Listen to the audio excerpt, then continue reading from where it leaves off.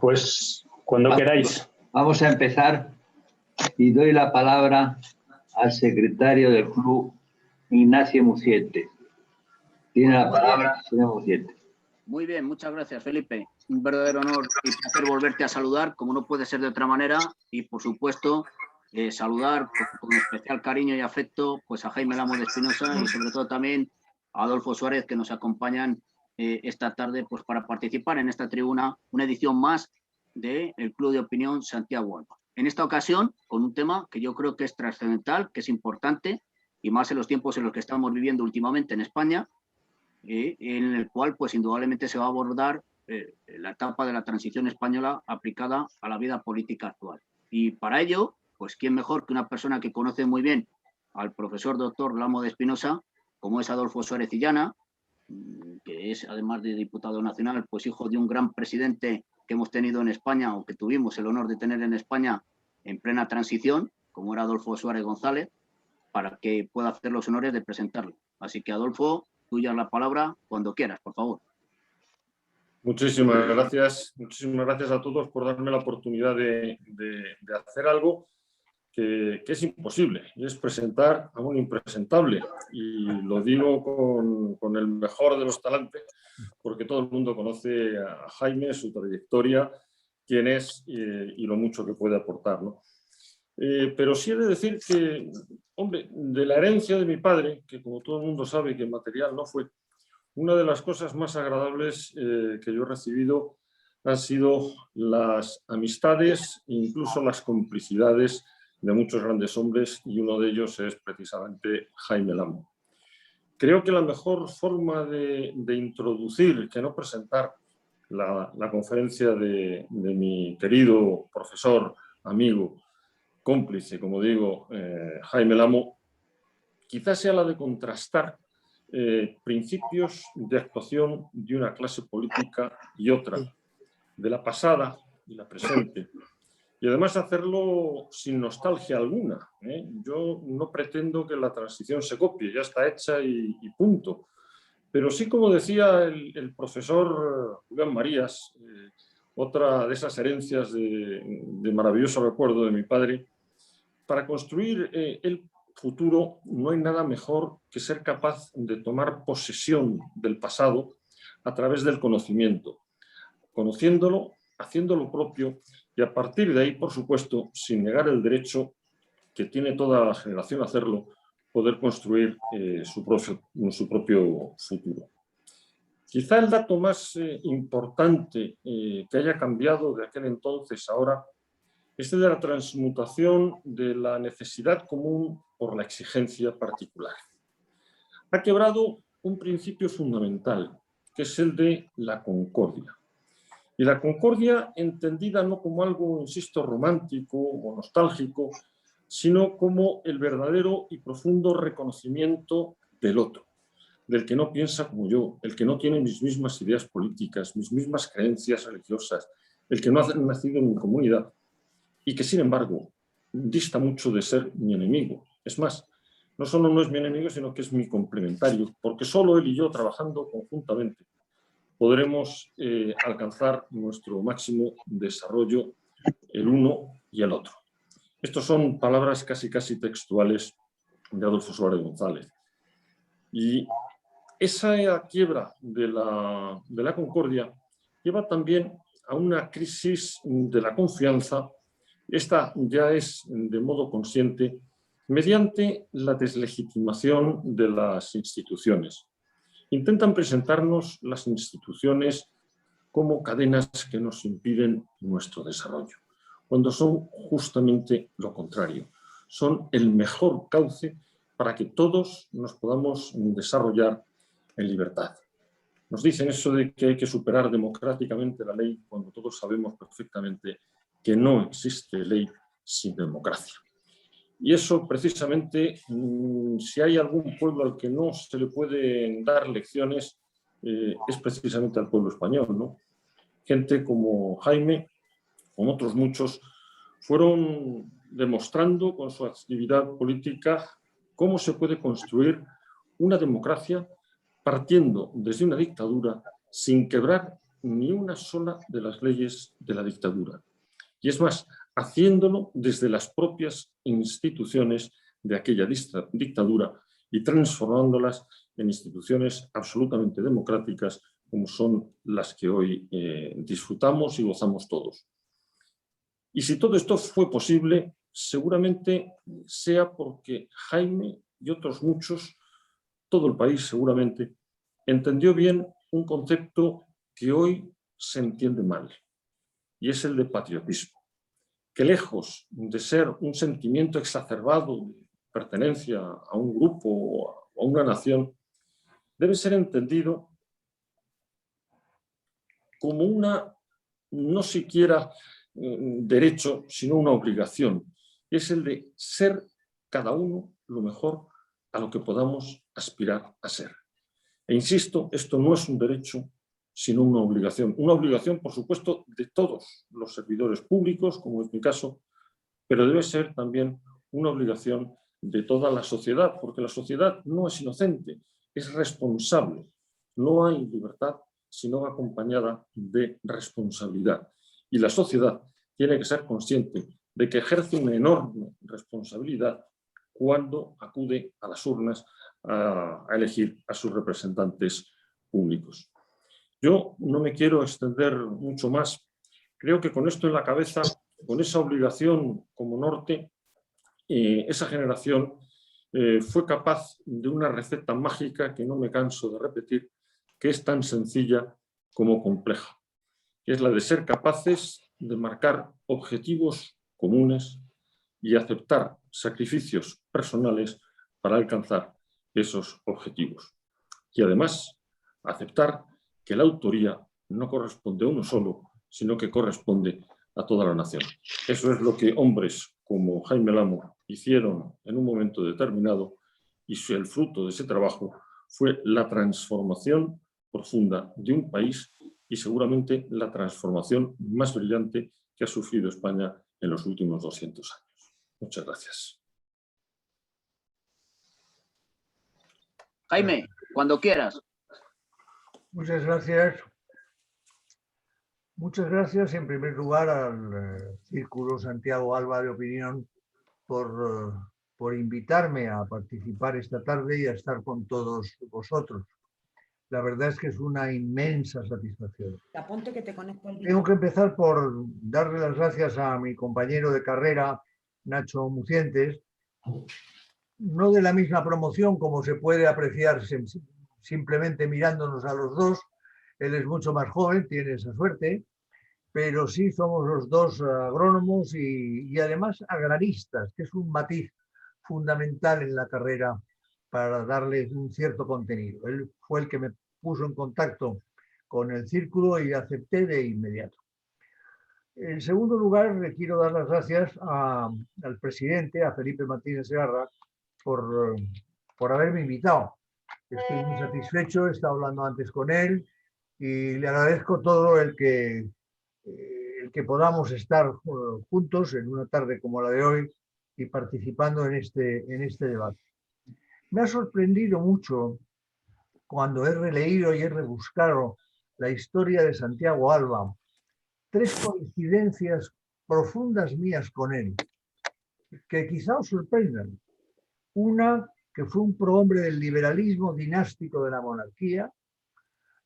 Eso a mí me llena desde el punto de vista del liberalismo y desde el punto de vista de su pasión por la monarquía en un momento determinado y en su vida. En segundo lugar, que fue un hombre vinculado al regeneracionismo,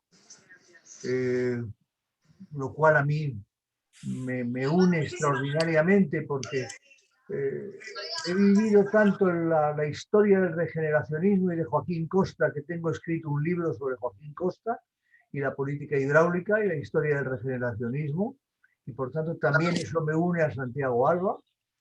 En tercer lugar, algo que comentaba hace un momento con su nieto, y es una historia preciosa, que viene además muy bien al tema que tratamos hoy. En febrero del 31, a 2 meses de que se proclamara la República, Alfonso XIII fue a París a proponerle a Santiago Alba que volviera a España para encabezar el gabinete, sustituyendo a Dámaso Berenguer. Hubiera sido un acierto, y desde luego era un acierto ese viaje para conseguir ese propósito. Pero desgraciadamente Santiago Alba le dijo que no, pero le dio un impresionante consejo. Le dijo: señor, lo que tiene que hacer vuestra majestad es formar un gobierno compuesto por constitucionalistas. Y lo digo hoy con toda la intención del mundo, porque un gobierno de constitucionalistas no sería precisamente algo semejante a las cosas que estamos viendo desde hace un cierto tiempo. Y después de eso quiero darle las gracias a Adolfo. Adolfo por estar con nosotros esta tarde, por haberse unido a este acto, por haber hecho una presentación tan gratificante para mí como la que ha hecho. Él sabe que yo le considero siempre como, perdóname Adolfo que lo diga así, pero tú sabes que es cierto, como si fuera un hijo. Hemos tenido y tenemos una relación personal extraordinaria. Yo la que tuve con su padre también lo fue. También es verdad que es que querer a Adolfo Suárez padre o Adolfo Suárez hijo es muy fácil, dado el tipo de personas que era padre y que es el hijo. Y por eso dejarme que diga que unas palabras en honor del padre de Adolfo. Murió rodeado de un aura de grandeza personal y política como no se ha conocido nunca.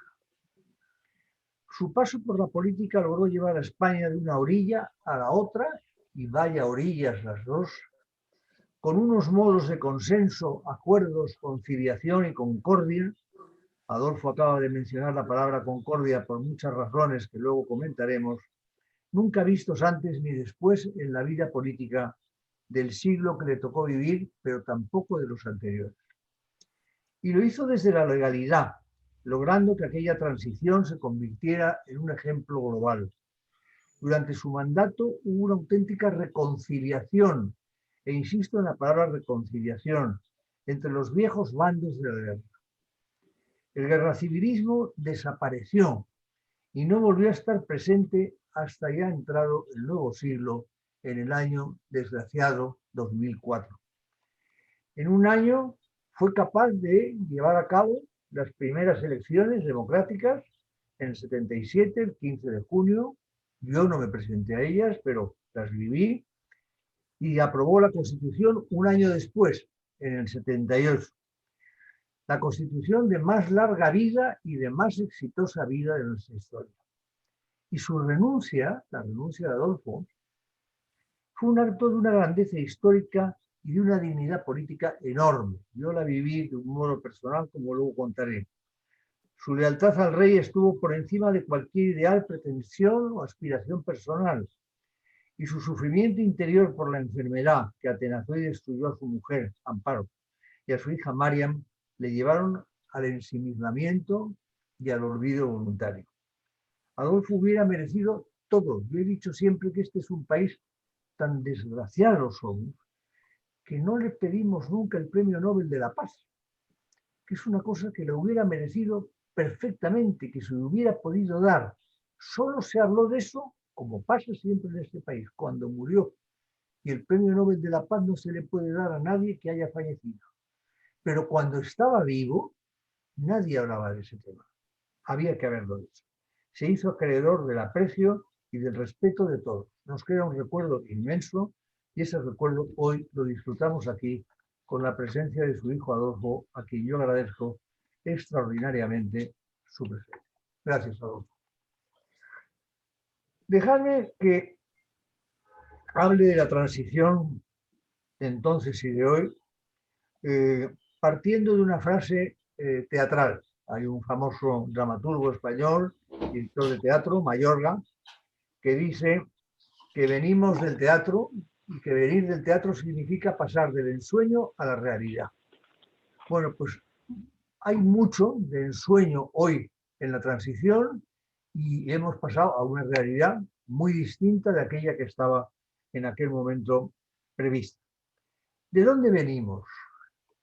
Pues todos los que estamos aquí esta tarde, dadas nuestras edades, nacimos poco antes de la guerra, o justo después, o alguno o alguna es hija de aquellos que nacimos en ese tiempo. Tiempo que estuvo dominado por el viejo régimen, que cambiamos entre los años 70 y 80, en los últimos años, con la transición y la Constitución del 78. Y hoy, cuando hablo, la verdad es que ese es el ensueño y, sinceramente, creo que no sabemos muy bien hacia dónde caminamos. Y eso es una triste, triste realidad. Mirad, yo tuve la suerte de acompañar, y eso lo sabe Adolfo, a Adolfo Suárez desde la Moncloa al Palacio de la Zarzuela a presentar su dimisión. Yo me enteré muy tarde de que iba a dimitir, me enteré la noche anterior por Fernando Abril, que vino a casa a contarme. Y a la mañana siguiente, a las 9 de la mañana, me personé en Moncloa. Adolfo no me esperaba para insistir en que no lo hiciera. Me recibió, estuvimos casi 2 horas y media en un forcejeo dialéctico hablando del tema y pidiéndole yo que no lo hiciera. Yo le daba mis argumentos, él me daba los de contrario. Y cuando terminamos, yo ya digo que me había presentado por puro azar, me pidió que la acompañara en el coche a Zarzuela. Y fui a Zarzuela con él. Me enseñó la carta que llevaba para presentar la dimisión y le hice ver que la fecha era equivocada, era la del día anterior. Dijo, bueno, no tiene importancia, ahora al llegar nos lo cambian allí, que hay papel mío, y me ponen la fecha correcta. Y al llegar a Zarzuela, me pidió que me bajara con él y entrara en el despacho de Sabino. Yo no entendía bien por qué, porque ya digo que todo esto era seguir produciendo nada previsto. Y entonces entramos y le dijo a Adolfo a Sabino. Sabino se quedó muy extrañado al verme a mí. Me miró con cara extraña y entonces Adolfo le dijo, perdona Sabino, vengo con Jaime a traerte mi carta de dimisión al rey y traigo a Jaime para que quede un testigo de que soy yo quien dimite ante el rey y no es el rey el que me pide la carta de dimisión. Pues bien, yo ahí ya me fui, pero me metí en el coche y en el coche apunté una frase que me había repetido yo creo que 6 o 7 veces en el recorrido, que era, Jaime, mi mayor preocupación es la convivencia. Él tenía una auténtica obsesión por la convivencia, por la tolerancia, por la visión de una España unida y en armonía, que es lo que hizo con la transición. Cuando él se marcha, España se asienta en la legalidad constitucional y en la legitimidad dinástica. También don Juan, el padre del rey, había abdicado en su favor. Acudir a las urnas se había convertido en un acto normal, simplemente normal, como él pronunció en aquel discurso famoso. La libertad de asociación empresarial y sindical era total. El sistema de partidos estaba consolidado plenamente, nadie lo discutía, pero nadie lo discutía ni en España ni fuera de España. Los españoles habíamos enterrado los fantasmas de la vieja guerra civil, no se hablaba de la guerra civil, no se habló durante muchas décadas, solo subsistía el hacha amarilla del terror de la ETA, solo. No quedaba ningún preso político en ninguna cárcel española, ninguno. El camino hacia la Comunidad Económica Europea estaba abierto, yo participé en aquellas negociaciones después, bastante tiempo, y las autonomías con sus estatutos, mejor, peor elaborados, con mayor o peor facilidad, estaban todos en funcionamiento. Se hizo, y Adolfo hizo, una transición modélica para el resto del mundo, que nos lanzó a la posmodernidad y nos lanzó a la concordia, como ha recordado Adolfo hace un momento. Concordia que él lo recuerda con 2 sentidos. Uno, en el de lo que se consiguió, y otro en el que es el epitafio que reza en su féretro en la catedral, en la losa en la catedral de Ávila. Hubo ruptura en la transición, porque el problema entonces era ruptura-continuidad. ¿Hubo ruptura? Pues sí hubo ruptura, y una ruptura muy importante. ¿Hubo continuidad? Pues sí hubo continuidad, y una continuidad muy importante. Y gracias a eso se consiguió una España en paz durante los tiempos siguientes. ¿Cómo se consiguió? ¿Qué circunstancias hicieron posible esto? Pues se consiguió porque tuvimos la suerte de que coincidieran 4 personas singulares en las cuales se dio una capacidad inmensa de generosidad mutua. Es difícil encontrar 4 personas con pensamientos tan diferentes como Adolfo Suárez, Felipe González, Manuel Fraga o Santiago Carrillo. Hay que leerles a los 4 sus cosas o escuchar sus discursos con anterioridad a la transición para comprender que lo que hicieron en la transición fue justo lo contrario. Fue justo intentar enlazar unos pensamientos con otros. Yo eso lo viví. Cuando Adolfo Suárez, hay un gesto que yo he comentado muchas veces que a mí me sigue llamando la atención. Sabéis que se hizo la ley para la reforma política, la ley que preparó Torcuato Fernández Miranda, que Adolfo la lleva al Congreso, la defiende, la discute y consigue que se apruebe. El hombre que defiende aquella ley como ponente, gran ponente, excepcional ponente, es otro Suárez, Fernando Suárez, excepcional ponente, y aquella ley se aprueba con mayoría absoluta. ¿Quién la aprueba? La aprueba no un congreso que no existía, la aprueban unas cortes que eran las cortes franquistas. Y aquellos diputados franquistas saben que se estaban haciendo el harakiri, que por eso se ha hablado muchas veces de este tema. Pues bien, hay un momento, mirarlo cuando veáis un reportaje de esta naturaleza, en que el presidente del Congreso, de las Cortes, Torcuato, dice que queda aprobada la ley para la reforma política. Y Adolfo, que está sentado, no donde se sientan ahora los ministros, sino en la parte de arriba, la tribuna, en el asiento primero, que está sentado así, hace así con la cabeza hacia atrás. Y respira y se le nota un gesto de emoción en la cara profundo, porque se da cuenta que la pieza esencial para cambiar España acaba de conseguirla y es un momento verdaderamente glorioso. Hay otra foto también identificativa de ese proceso, que es la foto de Santiago Carrillo en la sede del Partido Comunista, él sentado, tiene a Ramón Tamames, que es íntimo amigo mío, tan íntimo amigo que un día me dedicó un dibujo que los hace con mucha frecuencia, que es una paloma picasiana preciosa, por ocasión de un cumpleaños mío, y de la paloma sale una frase que dice: qué buen ministro fue, aunque fuera de UCD. Bueno, eso fue una cosa de Ramón Tamames un día. Pues Ramón Tamames, que es gran amigo mío, en esa foto está un poco detrás de Santiago Carrillo, y él y todo el Partido Comunista, Sartorius, Tamames, etc., están aprobando la aceptación de la bandera española y de la corona. Bueno, estos 2 hechos que acabo de contar, más lo que está detrás de Felipe González y de Manuel Fraga, demuestra que hubo una generosidad por parte de unos y de otros, y una capacidad para llevar adelante un nuevo sistema que no merece lo que está produciendo ahora. Ahora, desde hace unos años, algunos hablan del régimen del 78. Y la palabra régimen colocada ahí no es precisamente un artificio, es un algo para demostrar que lo que ocurrió entonces tiene también parecido con algunas cosas de las que ahora nos encontramos. Yo creo que es un error. La transición fue un éxito.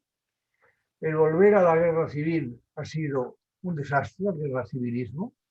Y yo creo que por eso debemos hablar, y aquí ya me separo de aquel momento para aproximarme a lo que yo he llamado, y he explicado en algunas conferencias, los cisnes negros de la transición.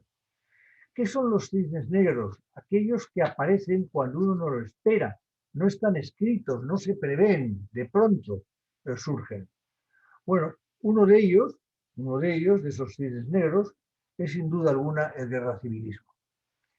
El guerra civilismo fue lo que la transición quiso curar y curó durante mucho tiempo.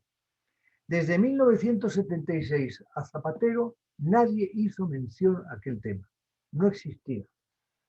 Pero de pronto aquello empezó a formar parte de nuestra vida y nos trajo la ley de memoria histórica como ley reivindicativa y de guerra en el fondo, de guerra de unos contra otros.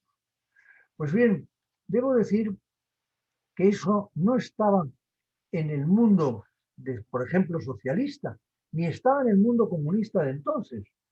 Por ejemplo, Joaquín Leguina escribió hace poco: la ley de amnistía y la Constitución significaron la reconciliación nacional y el olvido de la guerra. Y añade: parece mentira que el nuevo PSOE quiera reescribir la historia con una nueva ley de memoria histórica para prohibir que se cuenten cosas como las que voy a narrar a continuación. Y cuenta una serie de cosas. Se ha hablado de que, claro, es que aquello se hizo porque había miedo. Y como había miedo, hubo gente que tuvo que aceptar lo que se le estaba imponiendo. No, aquello no fueron los pactos del miedo. Fueron los pactos de la libertad sin ir a libertad. Pero no es que lo diga yo. Es que Alfonso Guerra, en junio del 2018, en una conferencia en San Lorenzo del Escorial, dijo lo siguiente: el acto de valentía con el que se aceptaron determinadas renuncias que favorecieron el consenso fue el logro que posibilitó la creación de nuestra Constitución. Es decir, no hubo miedo, no fueron pactos del miedo, fue un acto de valentía, fue un acto de querer ir hacia adelante, y el rey y Adolfo Suárez impulsaron la democracia de un modo claramente positivo. Una transición inesperada, pero una transición que nos ha llevado a un periodo. Juan Carlos I y Felipe VI es lo mejor de la historia de España y que fue fruto de la transición. Y por eso en la lápida funeraria se dice: la concordia fue posible, y también en la Universidad de Salamanca. Bien, habría que abordar algunos escenarios. El del guerracivilismo ya lo he comentado. Hay otro escenario que a mí me preocupa, que es el tema relacionado con las autonomías.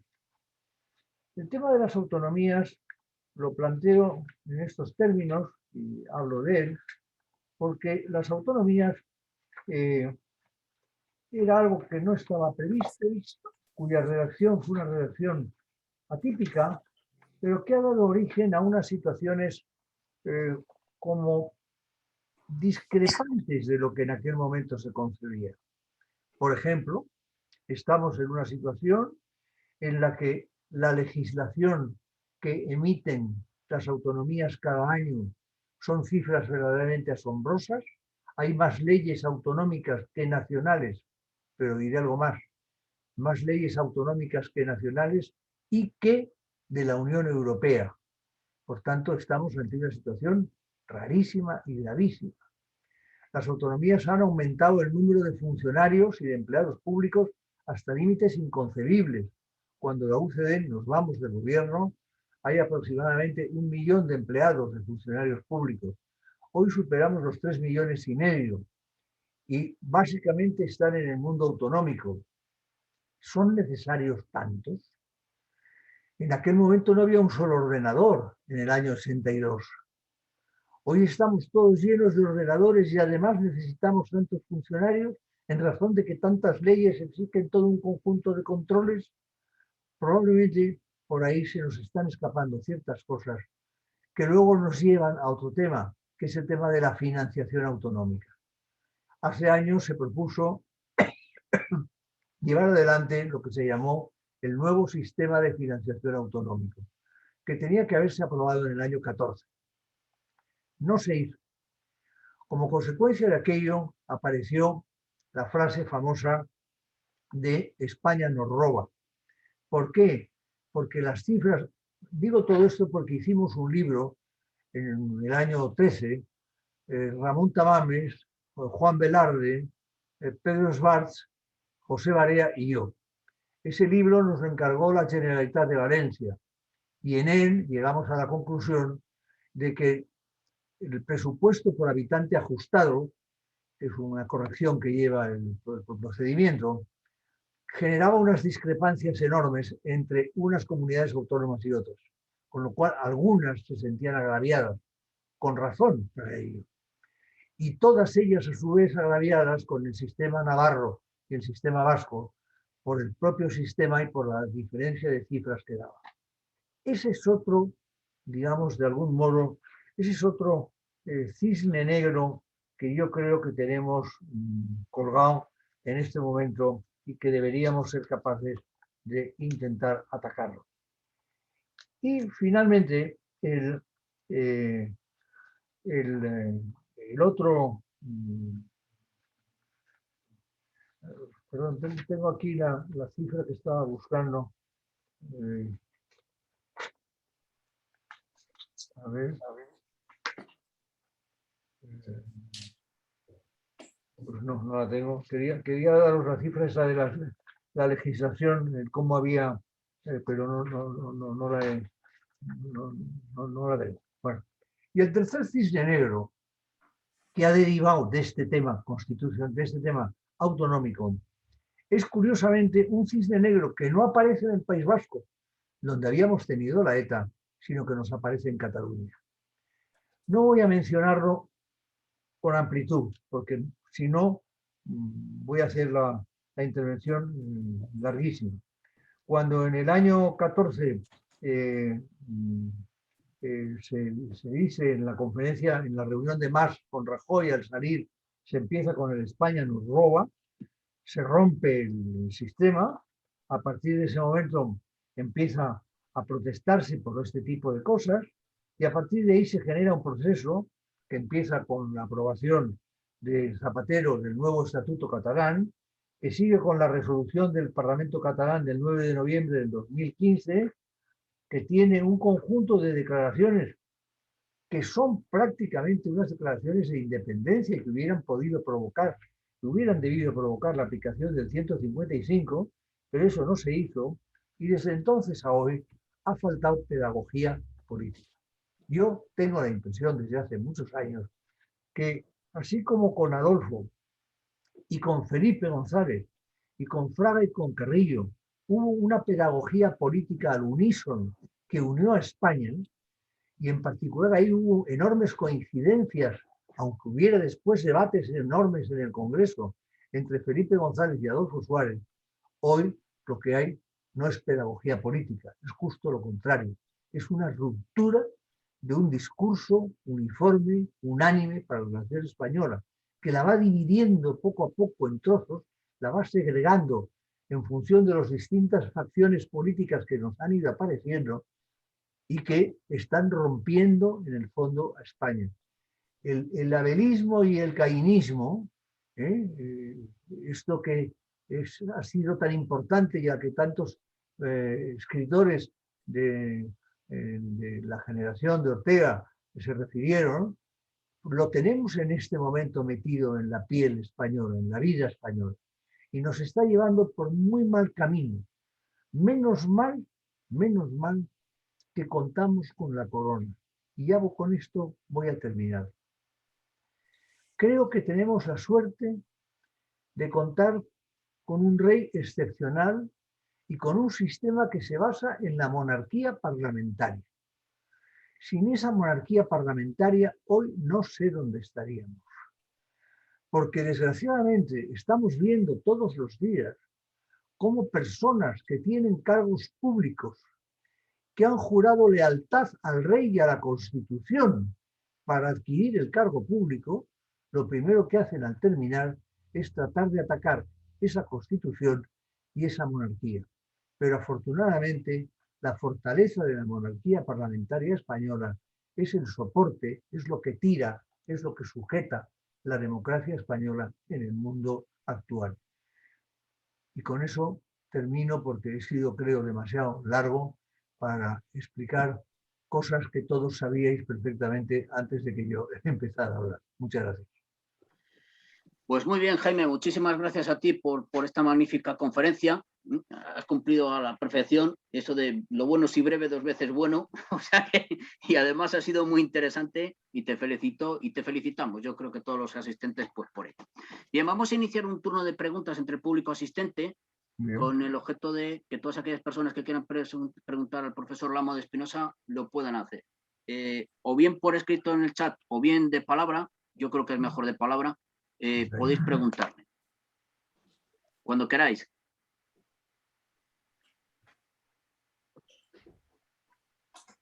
Jaime, un éxito total. Jesús Mateo Pinilla. Sí, Jesús.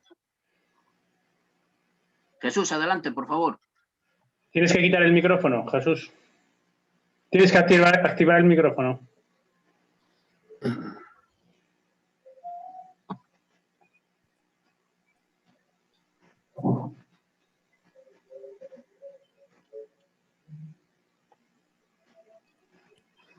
No. Jesús, no se te oye. Ahora sí. Ahora sí, perfectamente. Yo quería preguntar a don Jaime si estuvo en el contubernio de Múnich. No estuve porque era jovencísimo. El contubernio de Múnich me pilló a mí haciendo la mili en la granja. Por tanto, yo tenía 18 años. Y uno de los días que estábamos allí desfilando por el llano aquel de la granja, alguien empezó, porque claro, todos estábamos muy politizados en aquella época, alguien empezó a contarnos cosas del contubernio de Múnich. Allí fue cuando empecé a oír hablar de Íñigo Cabero, con quien después me unió una extraordinaria amistad. Pero no, ni estuve ni podía estar por razón de edad. De acuerdo. Ha solicitado hablar Eduardo. Simplemente maravillosa la intervención.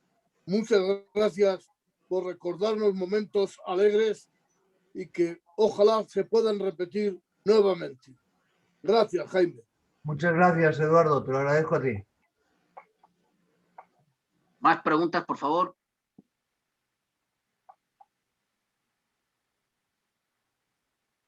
Voy a... Sí. Venga, Ignacio, que seguro que quieres contar algo. Sí. Jaime, es indudable que la Constitución ha protagonizado, vamos a decirlo así, el mayor espacio de tiempo, de progreso, de paz y de desarrollo, yo creo que de la nación. ¿Qué aspectos crees tú actualmente de la Constitución que habría que tocar con el objeto de adaptarla a los nuevos tiempos? Si es que crees que hay que adaptarla a los nuevos tiempos. Yo creo que sí. Vamos a ver, todas las constituciones nacen para que el núcleo central sobreviva. La Constitución americana tiene los años que tiene y está ahí. Lo que ocurre es que a lo largo del tiempo se le han ido incorporando la enmienda tal, la enmienda cual, de las que oímos hablar en todas las películas americanas, y han ido modificándose cosas. La nuestra apenas si se ha tocado. Aunque se tocó últimamente en un punto de común acuerdo entre el Partido Popular y el Partido Socialista con relación al déficit y a la deuda pública. Pero es una Constitución que en su núcleo fundamental hay relativamente poco que tocar. Pero la mejor respuesta que yo puedo dar a eso es una respuesta que está escrita. El ministro José Manuel García Margallo, que yo creo que ha sido invitado vuestro hace un año o más, el ministro José Manuel García Margallo, con quien yo tuve la suerte de tenerle a mis órdenes, que cuando yo era portavoz del grupo parlamentario, él era el secretario general del grupo, de la UCD, éramos muy jovencitos los dos, pero él tenía una cabeza tan privilegiada como la que sigue teniendo ahora, pues él contó una cosa que luego está escrita en un libro, está publicado y por tanto lo que cuento no es una apariencia de invento, está todo escrito. Él un día le dijo a Mariano Rajoy, siendo él ministro, que él estaba convencido que había puntos importantes de la Constitución que debían ser modificados. Mariano Rajoy le preguntó ¿qué puntos crees tú como más importantes? Y José Manuel pues enumeró algunos. Y dijo, pero no solo esos, hay otras muchas cosas que el tiempo ha demostrado que convendría probablemente retocar. Y entonces le dijo, pues es una pena que no tengamos eso por escrito, porque podría ser de utilidad. Y como José Manuel García Margallo tiene una cabeza privilegiada, una memoria excepcional y una voluntad de hierro, le dijo, no te preocupes, que si lo que faltan son papeles, los tendrás. Se marchó del despacho, se fue al ministerio y se pasó no sé cuántos días, me dijo, dictando las modificaciones que deberían hacerse en la Constitución. Y en el libro siguiente que publicó, si lo buscáis, no me acuerdo cómo se titula en este momento, encontraréis en un apéndice la Constitución redactada por José Manuel en los puntos en que debería ser modificada. Claro que hay puntos que tienen que ser modificados, pero lo que no se le ha ocurrido a nadie, más que a algunos, es modificar el sistema de monarquía parlamentaria. Eso no se les ha ocurrido. Ahora, hay otras cosas en el mundo de la educación, en el mundo del reparto de competencias, en una serie de cosas. Algunas se están poniendo de manifiesto ahora con el tema de la pandemia y el manejo de las competencias entre las comunidades autónomas y el gobierno central, que podrían ser modificados. Por tanto, sí, la Constitución merece un repaso, pero no un repaso tan a fondo como el que pretenden algunos. Más preguntas, por favor.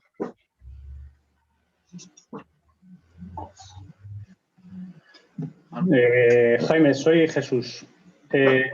Quería hacerte una pregunta. Una de las grandes demandas que se le hace al Partido Popular ahora mismo es que sea capaz de unificar al centro derecha, que fue uno de los grandes logros de José María Aznar en su momento. ¿Ahora mismo es posible? ¿Es una cosa que se puede conseguir a corto plazo, a largo plazo? ¿O Ciudadanos ahora mismo parece ser, por lo menos en Madrid, es un partido que podría desaparecer del arco parlamentario madrileño? Y eso que se está pidiendo por parte de la derecha de unificar el centro derecha, ¿es posible ahora mismo con la dispersión que ahora mismo hay de partidos políticos? Bueno, el centro derecha siempre tiene una cierta tendencia a la dispersión. El ideal de sistema para este país es el que tuvimos durante aquellos años 80, 90, 2000, en el que había dos grandes partidos, uno de centro derecha y otro de izquierda, o de centro y otro de izquierda, que eran, o de centro izquierda y centro derecha, que era el PSOE de Felipe González y la UCD, con dos apéndices laterales que ninguno era extremo en aquel momento, porque la izquierda que estaba más a la izquierda era el Partido Comunista Moderado de aquellos años, y quien estaba más a la derecha era el partido de Manolo Franco. Ese es un esquema con el que España demostró durante 30 años que funcionaba magníficamente, 20 y tantos años. Ahora bien, de pronto ocurrió lo que le pasa al centro derecha con mucha frecuencia, y es que aquella UCD se desmoronó, se partió, pasó a tener 11, 12, 15 diputados en la UCD en el Congreso, 100 y pico del Partido Popular, y estuvieron rotos hasta que Aznar fue capaz de unificar y aunar ese proceso. Yo creo que eso se podría hacer, pero para eso hace falta una capacidad de concordia, de negociación y de consenso entre los que representan a Vox y los que representan al PP, que hoy no la veo, pero debería verla. Tampoco la veo en el otro lado, pero de vez en cuando son capaces de ponerse de acuerdo, incluso de formar gobierno conjuntamente, aunque tengan diferencias. En este momento, por el lado de la derecha, no veo esas posibilidades, salvo que se produzca lo que excepcionalmente parece que puede ocurrir, que es un triunfo de Ayuso con un cierto apoyo de Vox en la Comunidad de Madrid. eso abriría ese camino por el que tú preguntas. Diego Casas, una pregunta que querías hacer al profesor Lamont Espinosa, por favor. Sí, hola, buenas tardes a todos. Don Jaime, le quería preguntar ¿cuál es lo que echa de menos en la clase política actual española? Muchas gracias. Echo de menos el consenso y la generosidad. Echo de menos la capacidad de discutir y de ponerse de acuerdo, lo que apuntaba al principio Adolfo. Los políticos no pueden ser enemigos, tienen que ser adversarios y capaces de entenderse. Yo recuerdo haber subido muchas veces a la tribuna del Congreso de los Diputados y haber tenido discusiones fuertes, por ejemplo con Manuel Marín, que luego fue presidente del Parlamento Europeo. Y sin embargo, terminábamos esa discusión en la tribuna, nos íbamos a la cafetería, discutíamos del tema y llegábamos a conclusiones. La ley de seguros agrarios que yo hice, que se sigue manteniendo y está considerada a nivel mundial como, perdón que lo diga, como una de las mejores leyes de seguros agrarios del mundo, la discutimos mucho entre socialistas y nosotros, y la UCD, mucho, pero llegamos a acuerdos. Y al final salió una ley colosal. ¿Que discutimos? Sí, pero teníamos capacidad para concordar, teníamos capacidad para llegar a consensos. Y eso pasó en todo. La Constitución no se hubiera podido hacer sin una capacidad de cesión y de consenso por parte de todos. Primero, los parlamentarios, los padres de la Constitución. Y segundo, el resto del Congreso. Si eso no se hubiera producido, no tendríamos hoy Constitución. Pero sin embargo se hizo. Y se hizo porque todo el mundo tenía capacidad de concordia y de cesión. Eso es lo que yo más he hecho en falta en este momento. Dos preguntas, una a cargo de Milagros Marcos y otra de Eduardo. Vamos primero con Milagros, por favor. Sí, Milagros. Hola, buenas tardes. Bueno, enhorabuena lo primero por la conferencia. Muchas gracias. Realmente me ha encantado, aunque he llegado un pelín tarde. Y desde luego estoy de acuerdo totalmente en que hace falta el consenso, porque yo creo que la política es encontrar consensos y acuerdos para mejorar la vida de la gente, ¿no? Y en este momento pues nos está costando bastante siquiera hablar, ya no llegar a acuerdos con el gobierno. Dos preguntas, sobre todo vinculadas al final de la exposición. Es cierto y coincido con el diagnóstico del problema catalán, pero ¿hacia dónde tendríamos que ir para darle una solución? Y sobre todo para parar un fenómeno paralelo que estamos viendo a ese España nos roba, que fue el origen de todo esto, aunque bueno, históricamente viene mucho más atrás, como es el problema de los provincianismos, ¿no? Lo estamos viendo como de un problema como es la despoblación, hay quien está haciendo negocio, como digo yo, generando partidos políticos y realmente dividiendo y restando la capacidad de implantar políticas nacionales, que debe ser el objetivo del Congreso de los Diputados, ¿no? O sea, ¿qué podríamos o hacia dónde tendríamos que orientar estas cuestiones para intentar embridar el problema de los nacionalismos y para evitar que los provincianismos se conviertan en algo parecido? Pues desgraciadamente no lo sé. Mira, me has recordado, conste que comparto tu preocupación al 100%. Me has recordado tu expresión final, un discurso de Mitterrand. Yo tuve mi ascendencia materna es francesa y yo he tenido siempre una relación con Francia muy intensa. Y con el gobierno francés, en fin. Y yo tengo recortado, si me pusiera aquí a buscarlo, te lo diría. Pero es una frase de Mitterrand de hace, pues cuando él llevaba 4 años de presidente del gobierno, en que dijo que el problema de los años futuros no serían las izquierdas ni las derechas, sino los nacionalismos. Él lo veía claro en un país como Francia, donde no lo sabía, porque solamente tenían Córcega y poco más. Pero en fin, él veía los nacionalismos como el gran riesgo del futuro. Yo también lo veo. Pero lo veo todavía peor. todavía peor. Lo veo en el sentido de que en los años, principios de siglos, desde el siglo pasado, se hablaba de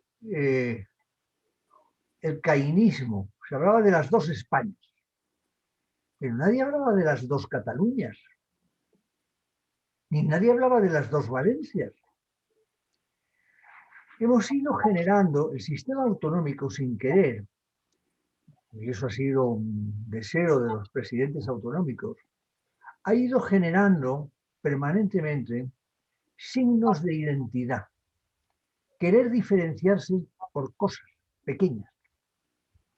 De tal modo que Cataluña hoy, igual que hablamos del Caín y Abel para España, las dos Españas, hoy se puede hablar perfectamente de las dos Cataluñas, pero perfectamente. Y se puede hablar igual del País Vasco, con menos intensidad porque está más mitigado. Pero es que se puede hablar también de las dos Valencias, la que tira hacia el norte con orígenes catalanes y la que no, y no porque sea castellana, que también hay otra, sino porque no quiere ser catalana. Luego ahí tendríamos que hablar casi de 3 signos de identidad. Y si seguimos haciendo una disquisición sobre toda España, nos lo encontramos por todas partes. O volvemos, o toda la clase política, y por eso he hablado en un momento determinado al final de la dialéctica política. O conseguimos que los partidos políticos se unen en una dialéctica política de la unidad de España y la unidad de Cataluña y la unidad de Valencia y la unidad de Extremadura, o acabaremos haciendo una nación de territorios, en fin, pues como los que España sufrió cuando los problemas de Cartagena y las historietas aquellas, ¿verdad?, de aquel momento.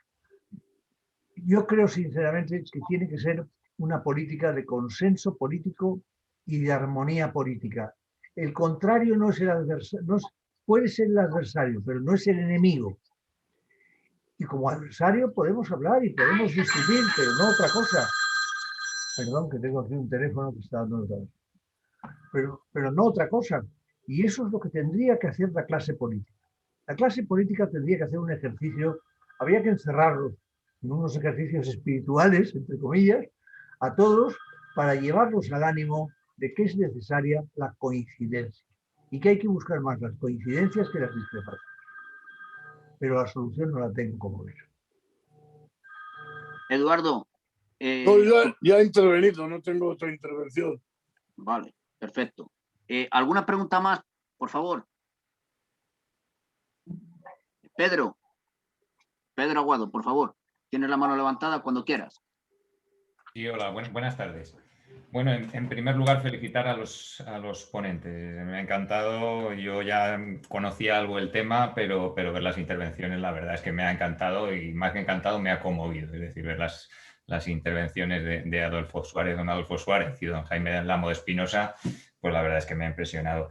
Yo creo que es un ejemplo lo que se hizo en aquel momento, con muchas más heridas y más recientes. El haber llegado a un consenso con el éxito que se logró, es decir, con lo que hemos heredado ya muchos, porque yo tenía 9 años cuando se hizo la Constitución del 78, pues me parece algo que se debería difundir más para que nos demos cuenta de que ahora que tenemos eso ya ganado, que lo tenemos todo, pues precisamente lo que vamos es, en vez de hacia la convivencia, hacia una radicalización mayor. Y espero que nos demos cuenta pronto que ir a la radicalización nos lleva a un lugar que no es deseable para nadie, tanto sea radicalización por extremos políticos como la radicalización que producen los nacionalismos. Pero mi pregunta no iba en ese sentido. Yo quería, si me puede contestar don Jaime Lamo de Espinosa, es qué le parece el problema que tenemos con la deuda externa de nuestro país. Es decir, es un problema al que no nos estamos enfrentando y que va a llegar un momento en que nos tengamos que enfrentar. Entonces, ¿cómo ve este tema? ¿Qué plazo tenemos? Si ve que vamos hacia alguna solución, ¿cómo lo ve? Bueno, eso sí que es un cambio de tercio. Pasamos de los hechos a los números. Enrique Fuentes Quintana, cuando era vicepresidente del gobierno, vicepresidente segundo, yo estaba en aquel momento no con él, no estaba en Agricultura, estaba en Moncloa con Fernando Abril y estábamos trabajando entonces en un tema muy importante para la época, que fueron los pactos de la Moncloa. Y Enrique Fuentes Quintana le dijo un día a Adolfo Suárez, ten en cuenta, Adolfo, que o resolvemos los problemas de la economía o la economía acabará con la democracia, con el intento de democracia al que estábamos caminando. Y esa fue una frase de Adolfo, perdón, de Enrique Fuentes a Adolfo. Bien, nosotros en este momento tenemos una situación económica que ha ido empeorando desde el año 2008-2010. En el 2008 tuvimos una burbuja inmobiliaria que nos afectó sobremanera. En el 2010 tuvimos el problema famoso financiero de raíz hipotecaria que fue arrastrando las economías del mundo entero. Y cuando parecía que podíamos estar asomando un poquito la cabeza y mejorando la situación, no solo nosotros, todos los países de la Unión Europea y Estados Unidos, etcétera, pues nos encontramos con la pandemia que nos ha añadido el problema médico sobre el problema económico, cerrando comercios, negocios y todo tipo de actividades. Naturalmente, nuestro PIB no solo es que no crece al ritmo que debía, que estaba previsto, no crece tampoco a los ritmos a los que de vez en cuando se anuncian que va a crecer, sino que siempre hay que descontar punto y medio, a veces dos, para acertar exactamente con la situación en la que nos encontramos. Por tanto, tenemos un problema de déficit muy agudo y eso nos lleva a una deuda creciente.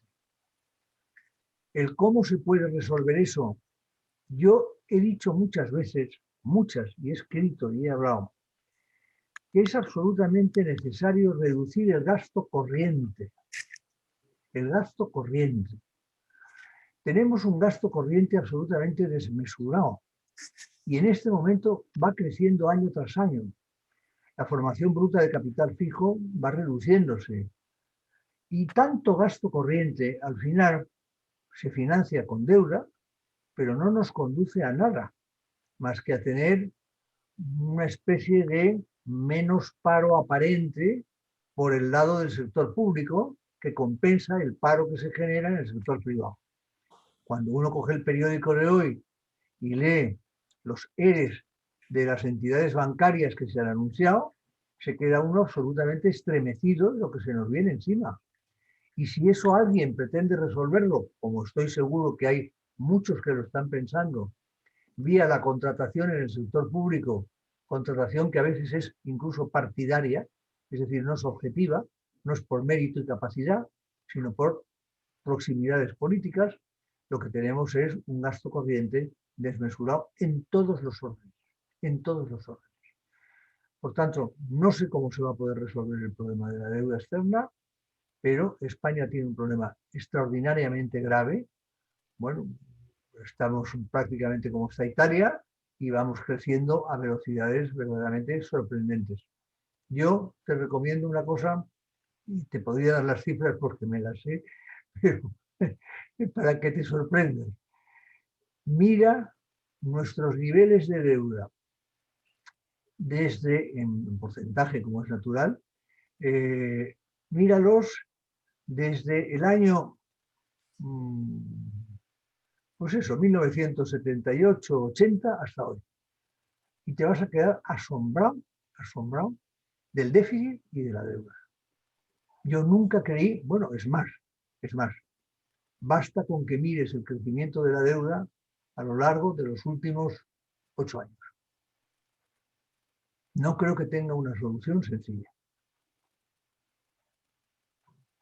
¿Alguna pregunta más, por favor?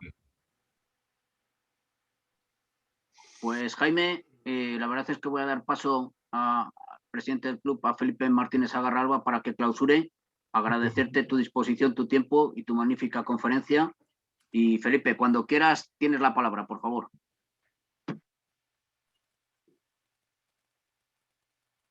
No tiene.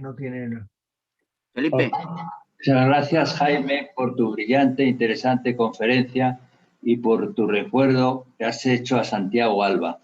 Igualmente, le agradezco a Adolfo Suárez su participación y que pronto podamos defender aquello y tener lo que defendía su padre de concordia, patriotismo, convivencia y tolerancia. Muchas gracias a todos.